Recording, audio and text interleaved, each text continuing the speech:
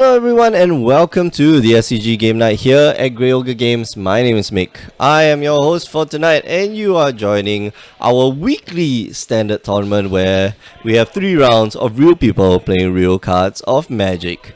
Thanks for joining us tonight. We're watching the game between Danny Seed on the right and David Wu on the left. David, one of my favorite brewers. He's always coming up with interesting deck ideas. Although I have to say, all the deck ideas kind of revolve around Nahiri somewhat. Nahiri, very strong card, but let's see what David has up in store for tonight. Danny here is playing a Jeskai control deck, and we can see his hand pre-stacked. He has the anticipate that he can go off on next turn, and David looks like he's gonna start off with a Corrupted Graphstone. And Corrupted Graphstone is not a card that we see very often, but it is here. So this is a ramp deck, possibly. Danny just draw go like most counter decks, and he does have a Void Shatter in hand, so he's ready to pull off on that. It's just that he needs to understand what he's playing against. And Filigree's Familiar, is that going to resolve? And looks like it's going to get Void Shattered. Alright, so the bait, I won't say it's bait, but I don't think that was too necessary. And Danny doesn't have another land to lay, and he's going to fall behind in this race. Here goes David with a Pilgrim's Eye. Is that going to get countered? No. And it looks like Danny has Revolutionary Rebuff, which is not very good in this matchup. Great against non-artifact spells, but looks like David's just running mono artifacts so far. So that's our feature match on the left. Sorry, on our right table. On the left table, we have John Popo versus Fu Zijie, and we'll jump into their game. Let's see if they're done with their game by the time we get there, because they're playing blue-white Flash versus Mardu vehicles, or red-white vehicles, maybe not just Mardu. But back to David and Danny's game. David is playing. Wow, is that the 0-4 blocker? I'm interested and surprised, to say the least. Alright, so David goes Sanctum of Ugin. Danny still not drawing any lands, but he does have now the Glimpse of Genius, which he can play at the end of David's turn to probably look for some lands, because he does have some gas in hand, and those are 2 lands. Does Danny want to keep those 2 lands? There are 2 tap lands though. Oh no, there is one. There's an island. Alright, so 3 lands in a row, and it looks like he's just gonna pass the turn. Does he want to do anything about that? Fumigate. There's no reason why we want to do anything brash here. It's just gonna pass the turn. Discards the Revolutionary Rebuff there, knowing that David here has lots of artifacts in his deck, so it doesn't be, it's not very useful, that card right now. Yeah, I'm operating in a room now. Again, if you know the history of this space, the space in which we stream has always had a spoiled aircon, and yet again today, the air conditioner is down. I am in a sauna right now. We need to get more air flowing in this base. Yeah, David not doing anything either, so this is kind of weird. He's gonna throw out a Kozilek's Return for absolutely no value, or it's seemingly no value. We just want to be a bit efficient with his mana, but now he's got Delirium. Ah, so that was what the spell was for. So artifact, creature, instant, and sorcery, which means now he has Delirium and he can start casting things. So this looks like the Temurge deck. He's gonna try to go for something. He's gonna go for Ishkana, and let's see what response that evokes from Danny. Probably gonna cast his Torrential Gearhulk and Void Shatter. Yep. Gonna Void Shatter that. Get rid of the Ishkana. That is a real threat. And David here just left scratching his head. All he can do is just probably pass the turn. No, he's going to traverse the Uven Wall. The green mana from the previous traverse that he uses with the Corrupted Gravestone. Corrupted Gravestone right now only produces green mana, unfortunately. Weirdly enough, all the cards that went into David's graveyard were colorless. It's very strange. Anyway, David here showing his plans. Next turn, I'm going to Emrakul, and you can't do anything about that. Gonna lay Kozilek's Return here just to set up the turn and just passes.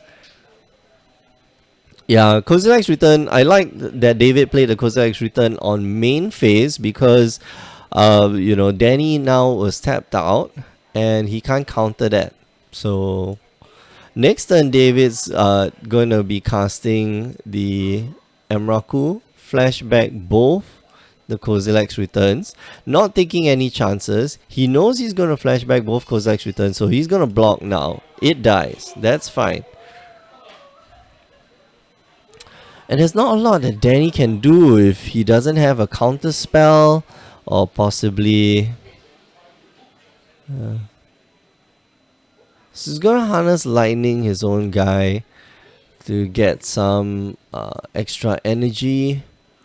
What is that energy for, I wonder? Because it can't be directed to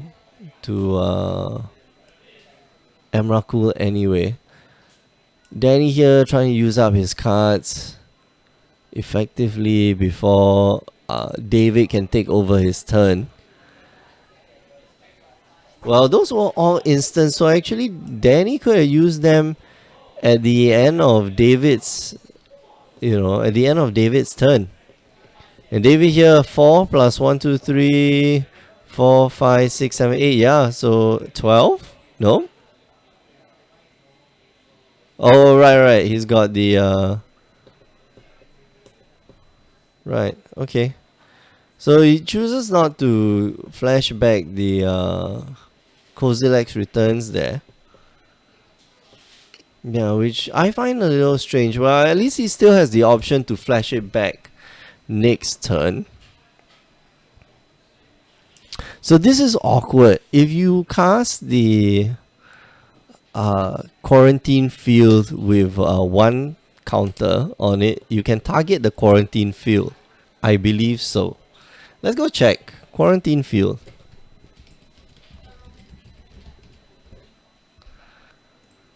Quarantine Field says when it enters the battlefield for each whoa, what's up with that? For each isolation counter on it, exile up to one target non-land permanent opponent controls until it leaves the battlefield. Okay, so well, he can't exile his own stuff.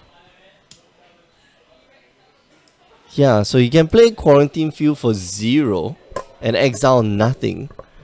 And when it attacks, he can Immolating Glare. Does he have enough white mana? That's a good question. 2 white. Yeah, he's only got 2 white mana. So I think the Quarantine Field is the most important thing to get rid of. So he goes for a 3rd white mana source. Alright, so he wants to use up all the cards. So Quarantine Field here. And the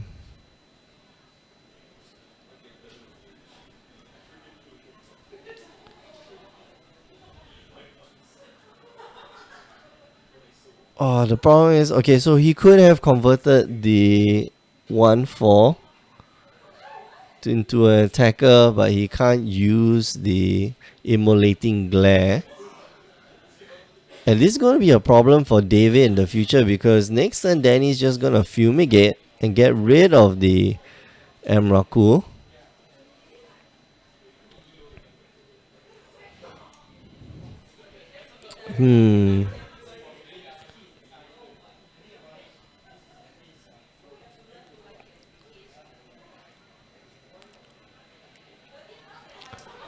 Yeah, the thing about that is that David doesn't have anything that can remove the quarantine field. Neither can he deal with the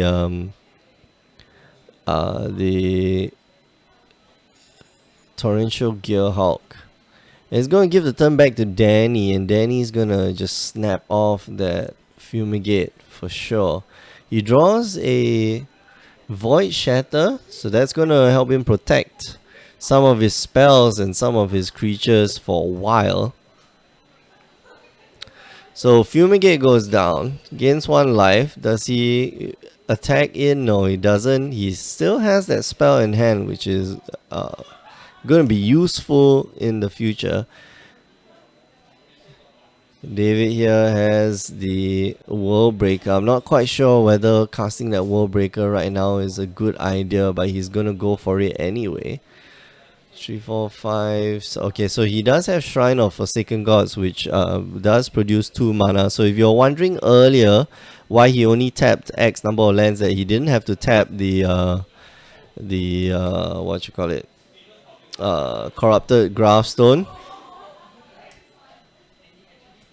That's why. So he's gonna Sanctum and likely look for maybe a second World Breaker or an Emrakul, of course. So now Danny has to decide, alright, do I exile the World Breaker?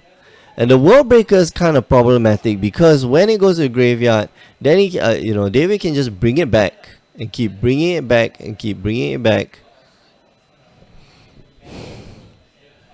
And this is going to be problematic for Danny.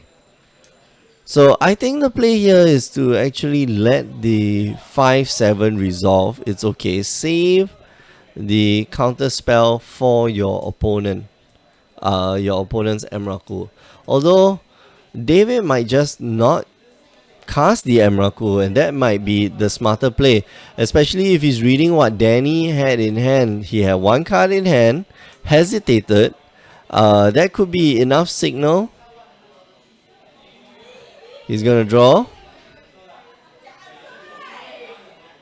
and pass the turn. So Danny only's got 3 mana left, which, well, he could use it to Void Shatter. He does have another. Is that a Torrential Gearhawk? So I know there's 1 Void Shatter. I don't know what's the other card, but it doesn't really matter. Let's see what David has in store. Does he swing at Jace? Does he go for the face? Hey, that rhymes. Now I think you go for Jace here, just because the potential for Danny to get back in the game is huge, and you don't want him to get back into the game. Might just decide to cast the Emrakul.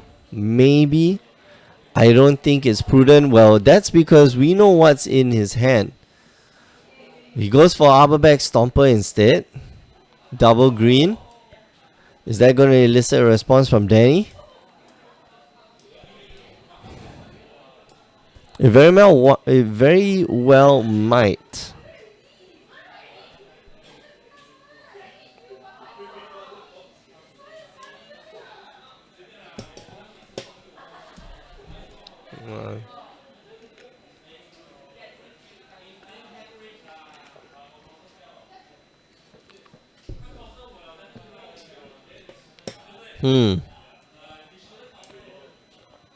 Decisions now.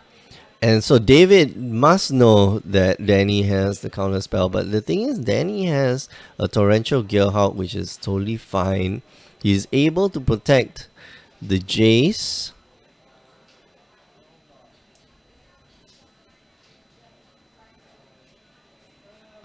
But can he protect against an Emrakul? I think he can, because if the Emrakul hits the battlefield, then he is going to simply just cast his Torrential Gearhawk and counter target spell. Although then David has control over Danny's next turn, and that's going to be bad.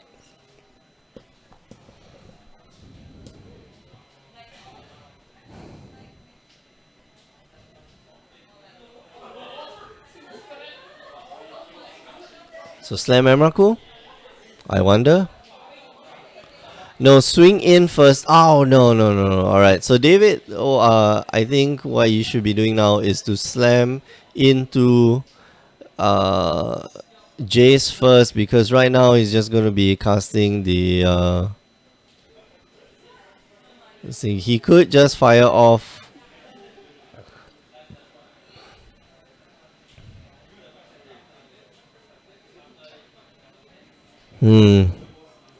Yeah, that was unfortunate. Does he look for another one? And looks like he does. Traverse the open wall, going to look for maybe another World Breaker actually.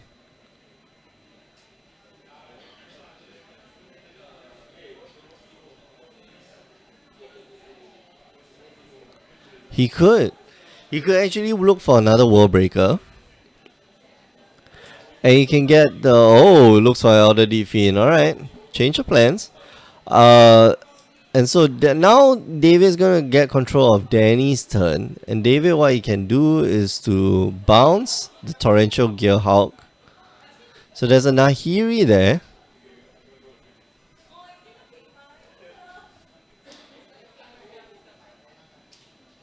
Bounce Torrential Gearhawk. Cast the Torrential Gearhawk, and then cast the Harness Lightning on Torrential Gearhawk. I think that would be really quite good. And then cast the Nahiri. Does he have enough? 1, 2. So he's gonna cast the Nahiri. Gonna -2 and exile the quarantine field. Does he have enough lands? Ah, he does. He's got one more land in hand.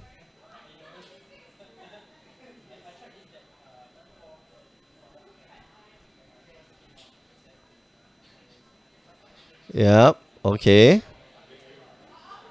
So wow. Okay. All right. So alternate play there. The alternative was to bounce Torrential Gearhawk, cast Torrential Gearhawk, targeting Harness Lightning, drain all your energy, destroy your Torrential Gearhawk, and then use Nahiri and exile the quarantine field. That would have been also another set of effective plays, although David has found a way to make sure that Danny keeps off some of his mana, especially keeps off some of his 1/4s.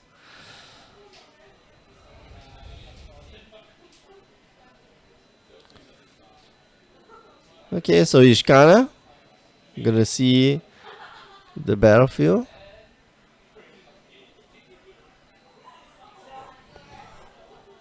Okay, Nahiri is dead. And looks like finally Ishkana is going to resolve. Or at least... What happened to the rest of David's lands? Where did it go? I'm curious. I remember there being a forest at least. Oh, Kiora, what? Oh, this has taken a very interesting turn. So David's deck is actually a control deck. It's a very, very control deck.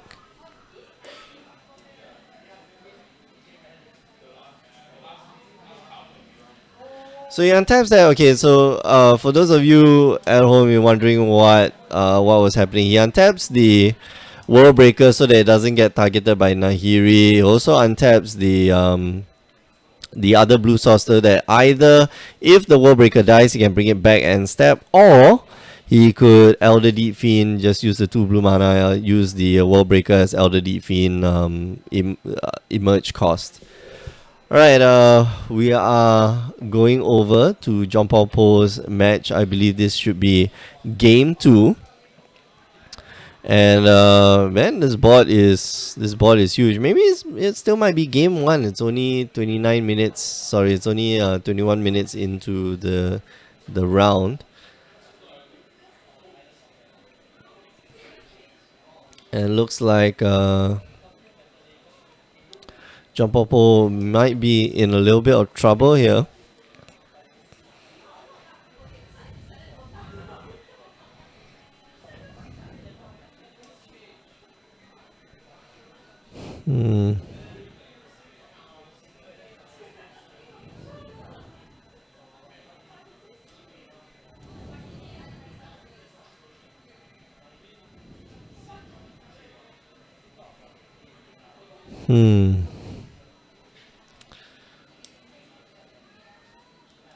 John Popo needs to draw more cards right now. Draw a lot more cards. He can use Dipala to draw some cards. He's down to 1. He needs to get rid of some of Zijie's board because next turn, Zijie has 3 attackers and 2 of them are flying, which means that John Popo cannot block all of them. And that's going to be lethal. He needs either a flyer, he needs to get rid of that selfless spirit, which is really annoying. Like that card is bad. Hey, hi Ilham. Yeah, pretty sad that you couldn't play today. Why couldn't you play today, man? Work getting in the way. Oh, Zijie emblems a Gideon. That was a fortunate draw. A very fortunate draw. Gonna crew up the copter. So now all the copters are on par with John Paul Po's stuff. Yeah. So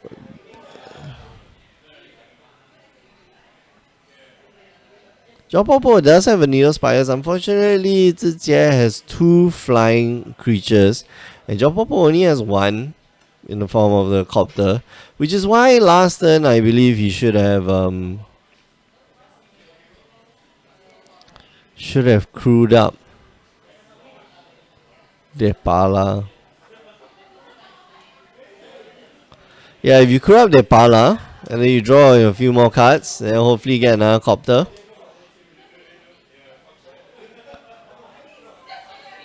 Draw and discard if that's a Fiery Temper. Nope, that's not a Fiery Temper, and he's yeah, that's it. Is that game? No, looks like they're going for another round. Meanwhile, over at Danny's table, they are done shuffling up, or they're almost done shuffling up. David versus Danny. If you just joined us, you are watching the SCG Game Night here at Grey Ogre Game. My name is Mick, I'm your host for tonight. And if you're new to all of this, every week we have our standard tournaments and modern tournaments on Tuesday and Wednesday respectively. It's 3 rounds of real people playing real cards of Magic. Totally fun.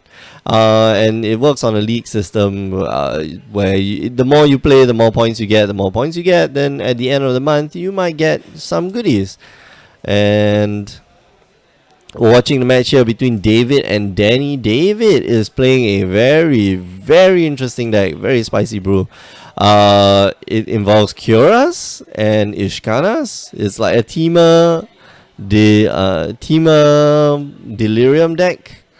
You know, powerful. I won't say it's all powerful, but it is very difficult to play against because it's not a deck that you see every day.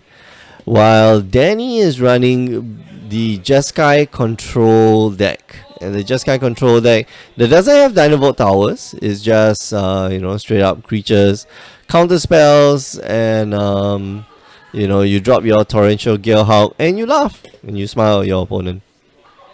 So yeah, David here still deciding what to board in and board out. Looks like he bought out some Armorback Stompers, but looks like he's boarding in a more aggressive deck against Danny. And Danny might actually be sideboarding in Spell Quellers. You never know, man. He's playing Jeskai. He has the access.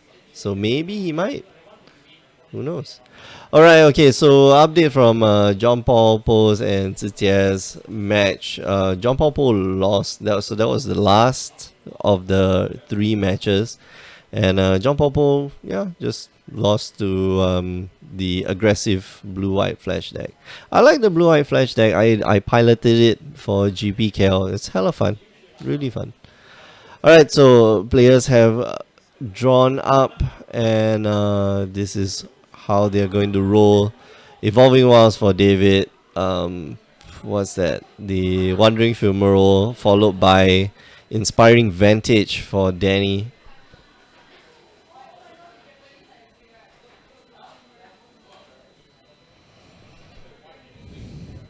Danny here still, wow, Danny here has a nice grip of cards, although it's a bit slow.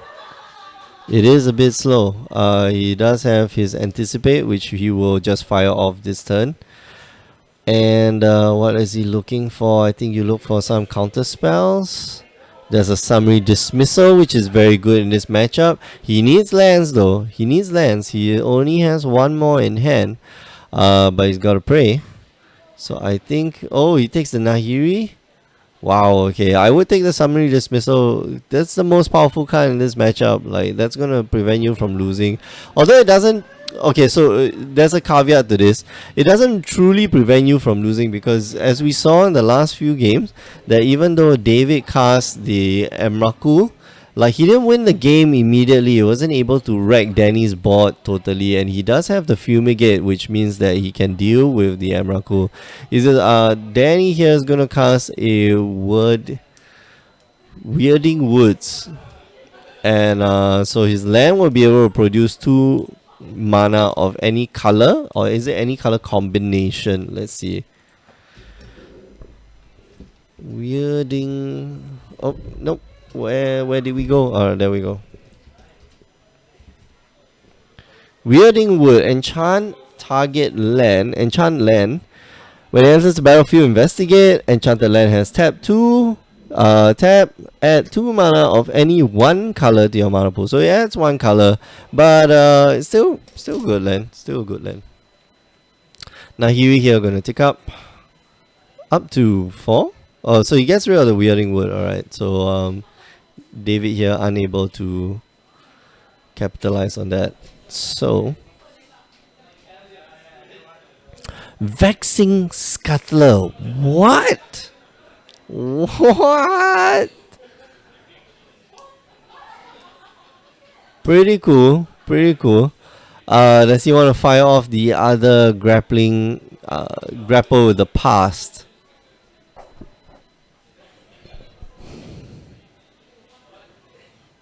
Just might. So they can take another land.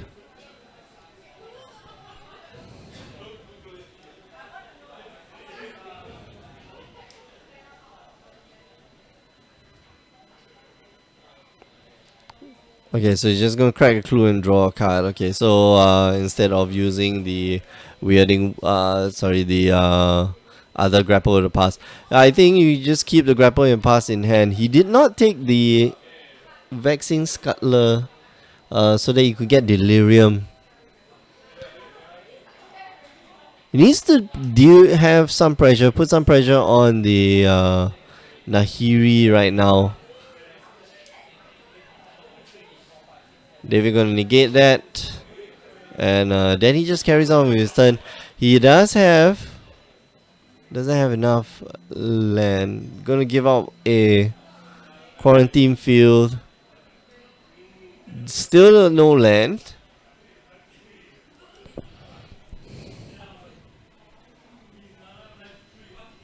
But that Gideon's gonna get him an ally token. I believe we have an ally token somewhere in there. Nope, that is not possible because I stocked it up.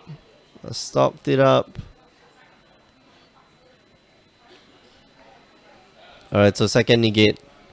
Going to hit that Gideon. So no.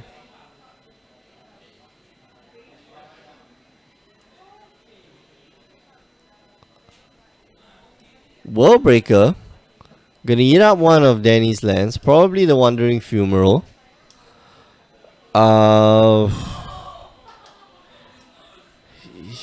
Yeah, but Danny's just gonna fire off. Okay, so right now he's gonna take away the Wandering Fumarole because Danny now has like 3 white sources. He needs another land. If he has another land, yeah. If he's got another land, he can fumigate. So discard. Wow, okay, so second Gideon here. And then he's going to get him a 2-2.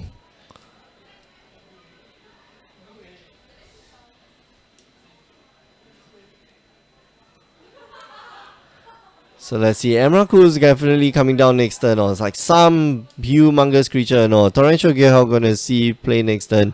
So there, David really needs to get rid of that. And well, I won't say it's too threatening. Like the Torrential Gearhawk, fine. What can it do? More threatening to David is that Danny has another land.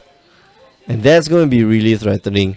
David now wants to just be able to cast his Ulamog so that he can eat up anything that's on the table. Like the Gideon, like the leftover Gideon, and maybe one other land. Upkeep. Looks like he's going to decide not to use his, the Elder Deep Fiend. Does Danny want to cash it in now? I'm not sure you want to though. Honestly, I'm really not sure you want to. Oh, he does it anyway. Gonna look for that Torrential Gearhawk. Possibly.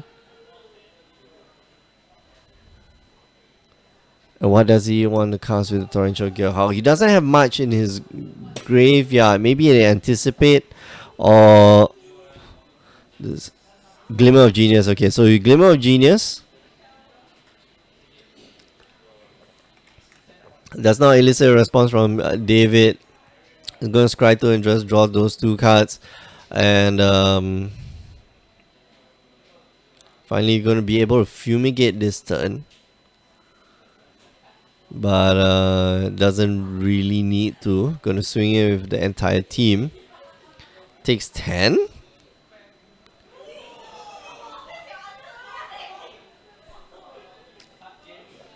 It looks like David's contemplating running out the Elder Deep Fiend. 1, 2, 3, 4, 5, 6, 7, 8. He's got 9 mana, so he definitely can just cast the Elder Deep Fiend for its total value. Chooses not to though. Elder Deep Fiend here. Oh, that's not a... That's... Oh, okay. He's gonna tap down all of David's land. Okay, all of David's land except for 1. Blocks, everything bounces. Danny is gonna get back the Torrential Gearhawk. And David's gonna be able to kill off one. You're gonna be able to kill off the Gideon. Looks like. So 1 at Gideon, 1 at you. Go down to 15, and David's just gonna pass the turn. He wants land. He just wants 1 land. Is that Sanctum or is that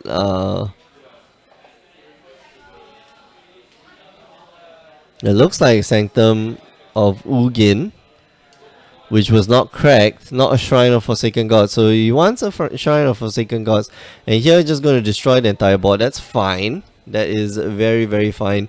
He can get back, so David can get back the the World Breaker. When he gets back the World Breaker, then he can start exiling more of Danny's lands. Gonna grapple with the pass instead. Get back that wall breaker, possibly. No Emrakul.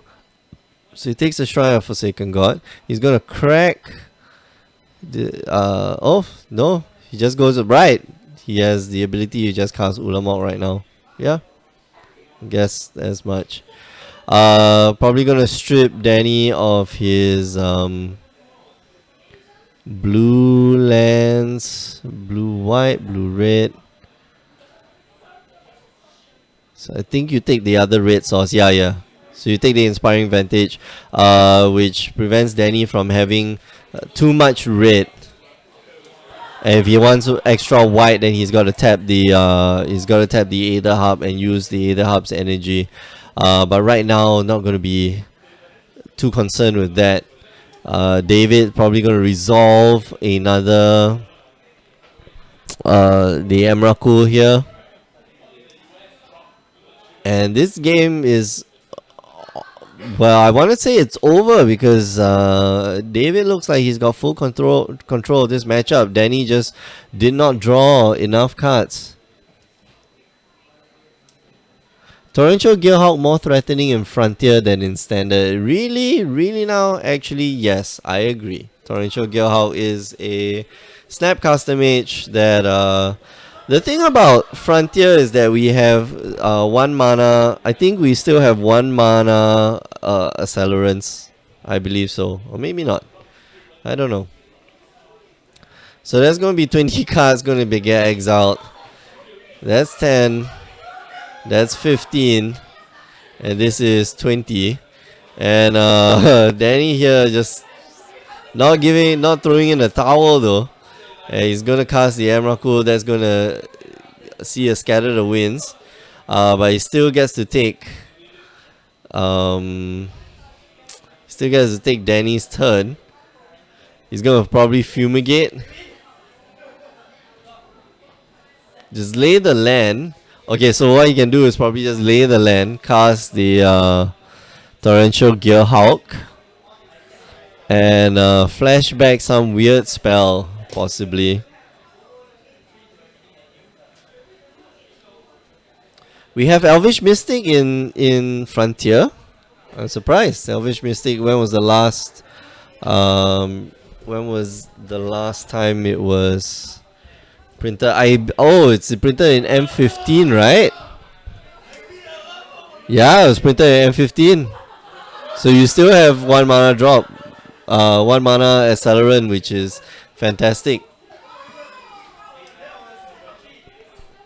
Cool. Frontier is weird. Me no likey. Just saying.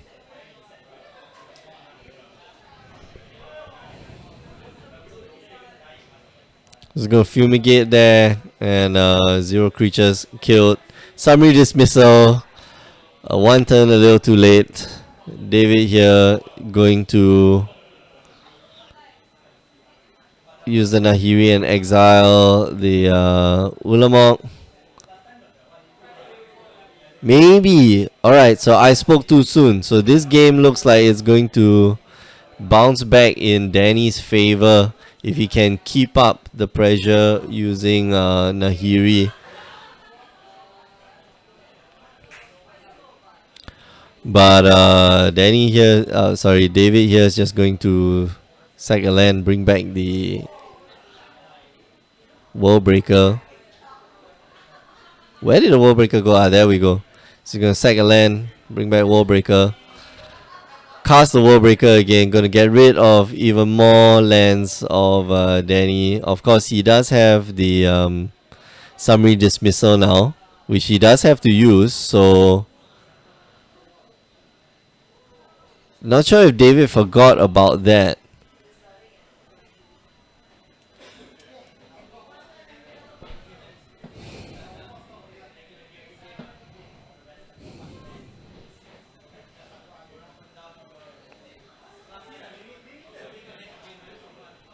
Okay, so Danny choosing not to use his Summary Dismissal here so that he can land a Torrential Gearhawk.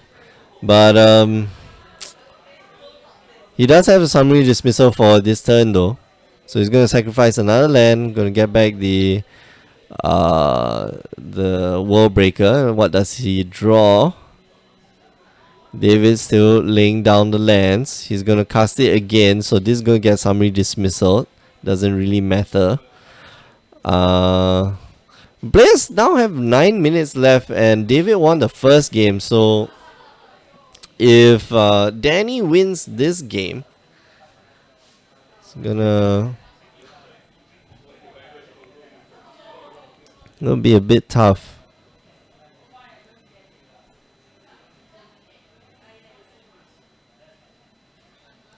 So World Breaker again.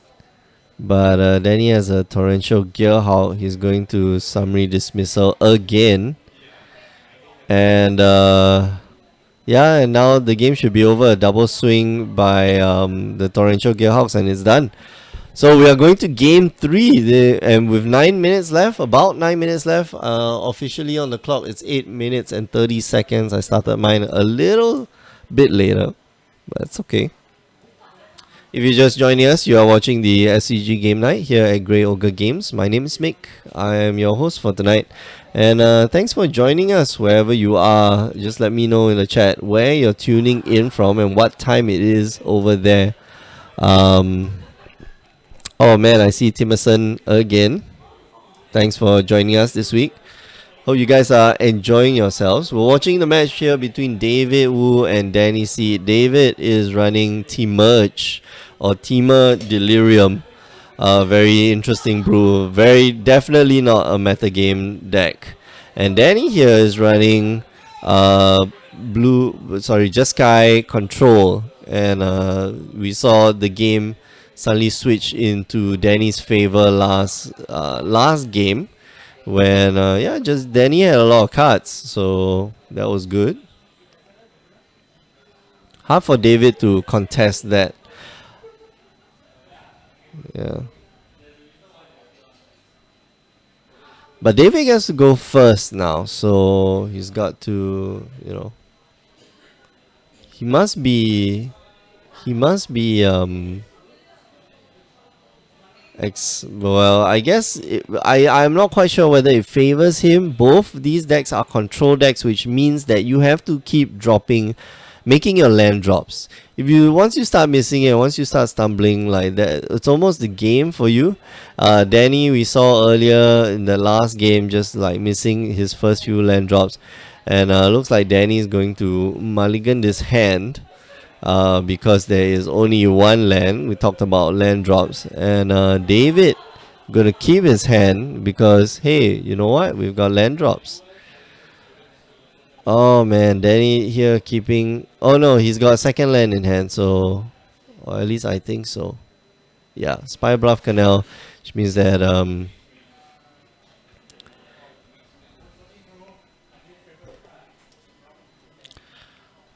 David goes for traverse the wall just to look for basic land. Yep.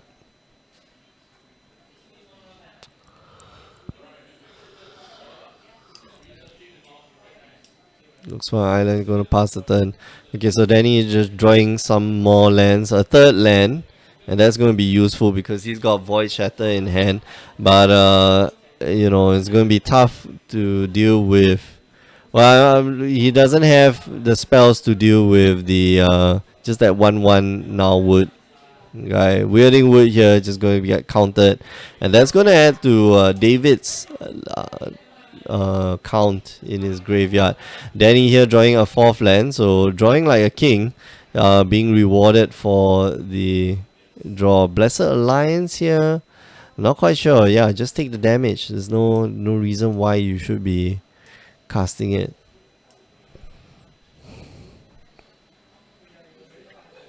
And David here just unfortunate, just drawing lots of nothing actually. And then he goes for the counters, the disruption, but now just drawn gas, and we'll see if this keeps up. He does have Glimmer of Genius, which means that he can search for more lands.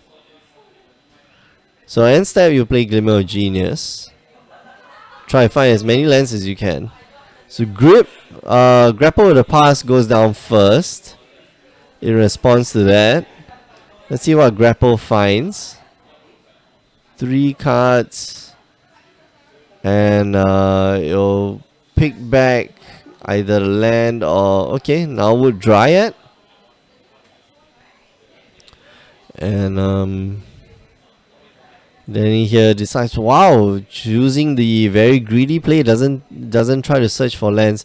Maybe that's one land. I didn't see that properly. Yeah, it was a land. Okay, so not so greedy after all. Void Shatter is going to get rid of that. Not quite sure that was the right Void Shatter target though. Not convinced. And David just gonna let that be. He's got 1, 2, 3, 4, 5, 6, 7 mana, which means that he can actually start casting his World Breakers, and now he's got 8 mana. Naturally, just casting his World Breakers, although that is not very useful. Yeah, Glimmer of Genius here. Does David have a response? No.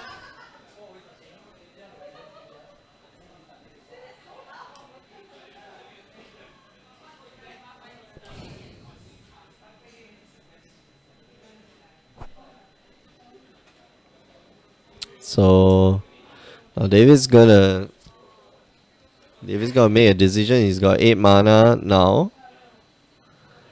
Upkeep, does he wanna try to cast? So before Danny can start drawing cards. And be reminded, players here only have 3 minutes left, and we are operating on the the first blood rule, which means that the player with the highest life total after 5 turns is the winner.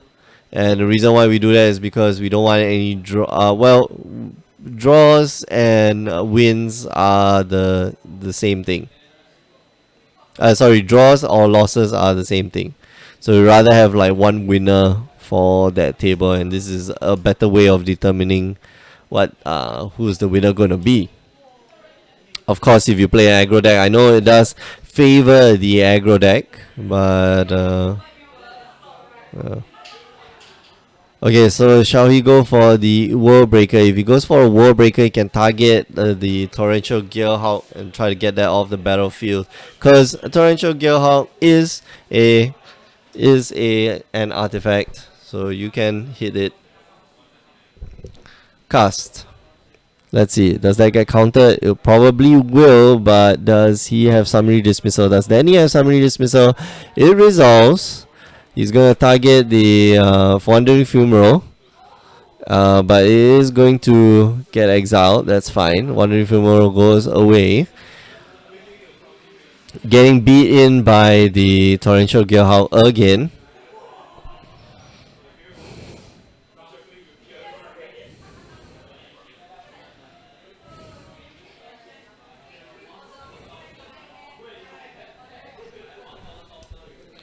So you can go again, try again.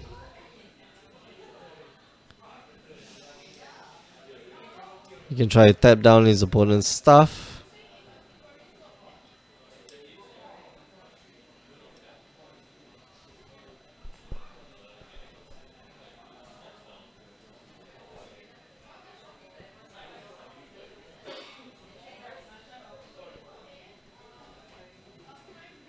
And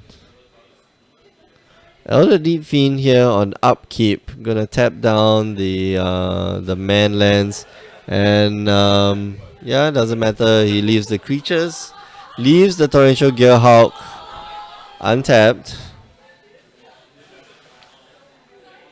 Or does he tap down the Torrential Gearhawk? Is that my mistake? Is that going to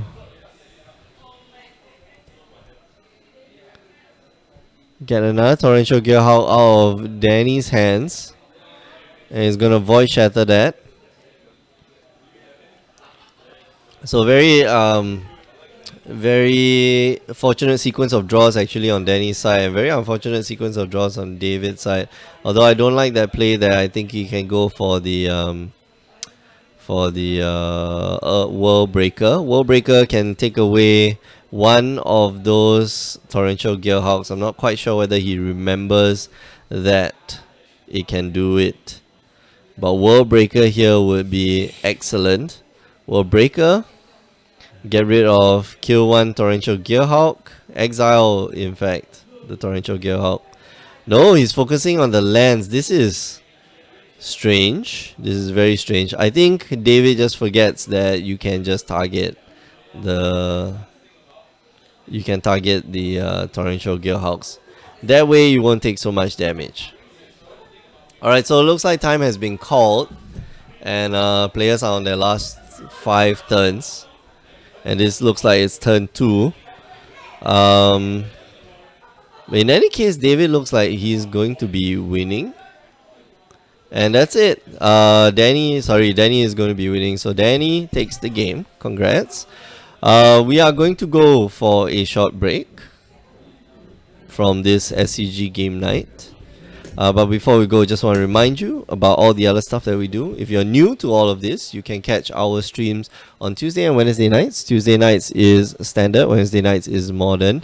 And sometimes on the weekends we have tournaments as well, but not all the time. So we just tune in to our Twitch channel, twitch.tv/Grey Ogre Games, and youtube.com, Facebook. Facebook.com/Grey Ogre Games to keep yourself updated with all the times that we do stream. And even if you miss the streams, it's okay. Just go down to YouTube, youtube.com/Grey Ogre Games, and you can watch all the replays there. Last but not least, do listen to the Power 9 podcast. They're the guys who keep this stream running. And I believe maybe without me, the stream would stop going anymore. Rest in peace. Ripple, man, Ripple. Ripple. Your mic's not on. Is your mic on? Yeah, your mic's on. Yeah. So Surprise. This is every week myself and Alfian, who's at the mic right now. Surprise. We host this podcast. We talk shop about this little game called Magic the Gathering. Kind of weird game. I don't know. Have I played it before? I don't know. This week we talk about Standard Showdown and how real life treasure chests can be very disappointing. Alright, we're going for a short break. Don't go away. We'll be right back. See you guys.